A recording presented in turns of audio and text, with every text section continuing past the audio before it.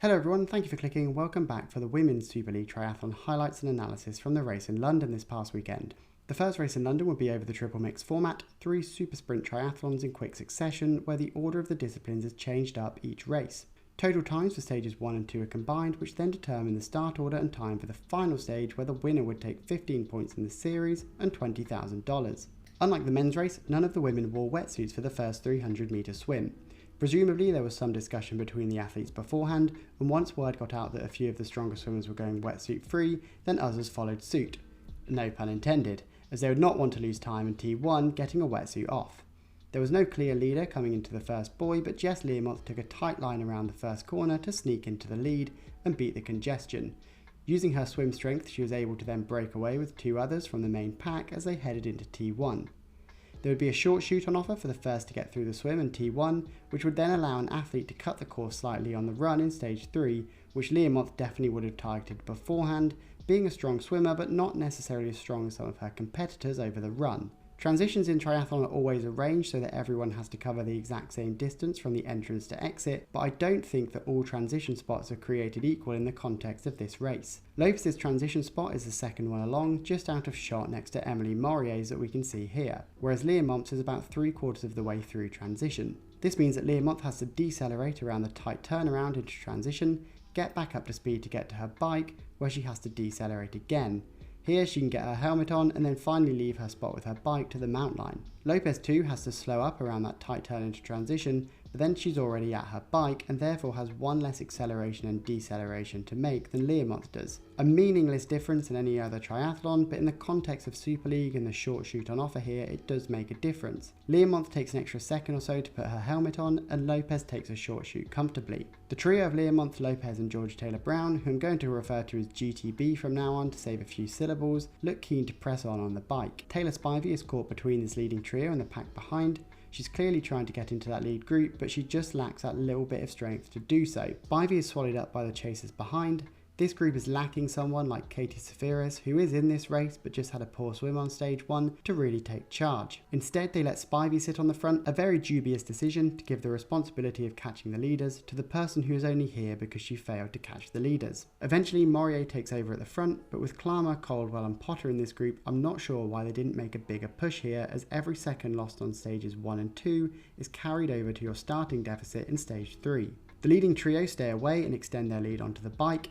As they come into T2, there would be another opportunity to take a short shoot, which would be awarded to whoever crossed the line out of T2 first. Again, I think Lopez's transition spot does help a little bit here. She had less distance to run with her bike and more distance where she was accelerating up to speed in her running shoes through the transition area. I don't want to take anything away from her though, she still must have had very smooth transitions in order to take advantage of this. Lopez takes a short shoot again, and this means that on the final stage she'll be able to cut the corners on both laps. As they head out onto the run, you can see a couple of young spectators in the background here getting some tips and inspiration from the pros. Meanwhile behind we can see that Perriot and Beaugrand are quite a way back, only just heading through T2. Up ahead, and GTB makes a bit of a break midway through lap 1, whilst the strong runners in the chasing pack are closing in on Learmonth and Lopez. Beth Potter and Vicky Holland, both running very well, make the catch on these two. However, GTB looks relaxed as she takes a stage 1 win and a good chunk of time out of everyone else. Lopez loses around 30 seconds on the run alone to GTB, whilst Safiras, Perriot and Beaugrand are a few of the big names to be off the pace so far. Just a quick pause to say if you are enjoying the video, please consider subscribing if you want to see more triathlon content and analysis.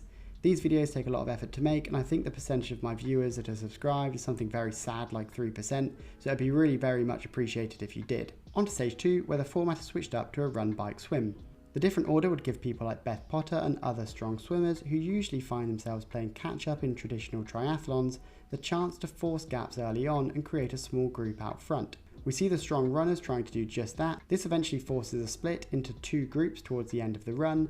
Potter, Holland, Zafiris, Stanford, GTB, Perriot and Beaugrand are able to stick with a pace, with Learmonth, Kingma, Caldwell and Spivey just losing a bit of ground. As we come into T1, we see GTB come to the front, a patient move that is timed well to give herself a bit of a jump over the rest and a chance to make a solo bike break. She looked really strong in the first stage of the bike, and as a good swimmer too, this would give her a chance to further extend her lead into the final stage. And for the first half of the bike, it looks like it's going to play out exactly as she'd have hoped. However, the difference in this stage is that Katie Safiris is the one chasing behind, trying to close this gap and make up some of the 30 seconds she lost in stage 1. The pace is clearly high as we see Potter and Bergrand shed from this group.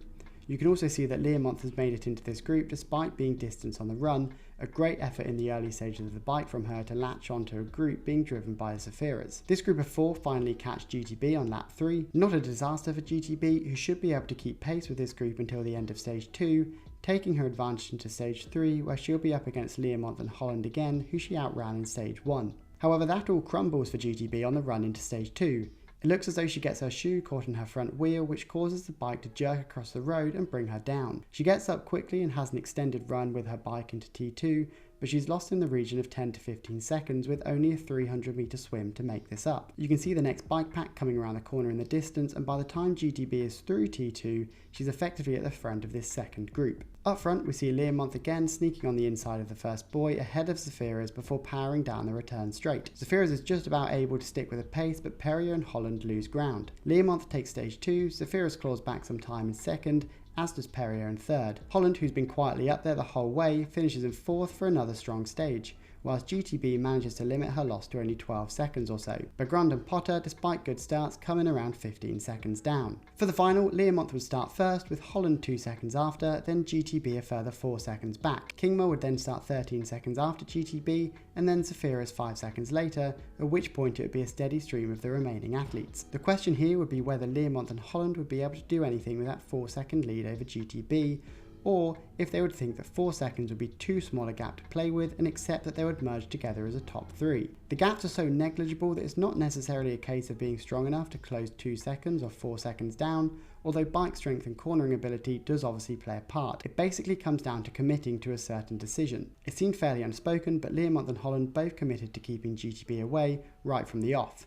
These two are also part of the same Super League team for the series, the Eagles, so I'm not sure if that would have made any difference to that decision. We see Lopez going to collect her stuff after the start as she fell more than 90 seconds back after stage 2 and was eliminated, meaning her 2 short shoots would go unused. We actually saw this exact scenario in the men's race where Hayden Wilde started the final stage with an 8-second deficit to Louis and Brownlee. Wilde decided that he'd go all out to catch the 2 ahead no matter what, even pedaling with his bare feet on his bike shoes until he caught up 1.5k later. And this is what GTB needed to do here, as once that catch is made, the front 2 will ease off the pace as they have less incentive to put out those extra few watts if they know they won't gain any time on GTB. Learmonth, however, is hammering it at the front. GTB is trying, but the pace is putting her under pressure as we see her overcook one of the corners here. Safiras is pulling that third group behind very strongly, trying to get back into podium contention. The front 2 take encouragement from maintaining their lead and extend their gap going into T1 and onto the swim. Learmonth will want to make sure she takes advantage here and push the pace, as she won't want to come out of the water with Holland, who's been running well in stages 1 and 2. We see Learmonth take a quick look back here. She realises and makes sure she has a couple metres of clear water and then puts the hammer down to grow her gap to Holland. Through T2, and Learmonth takes a good 10-second buffer into the run, with GTB and Holland pretty even. We also see the leaders of the chase pack closing in too. After stages 1 and 2, where Learmonth was a bit off the pace on the run, she holds it together very well, maintaining her gap to GTB and Holland, who seem now to be battling out for second rather than trying to catch Learmonth. GTB is breathing down Holland's neck for much of the run. I'm sure she could have pushed harder here, but she seems to wait until about 3/4 of the way through lap 2 to make the pass and cement second place. Learmonth holds out for first, GTB takes second, and Holland third for a GB clean sweep. Safiras just misses out on the podium behind and will be left wondering what could have been had she not lost the 30 seconds on stage 1. As always, thank you very much for watching. I really hope you enjoyed the Super League highlights videos. If you did, please hit that subscribe button and I'll see you for the next one.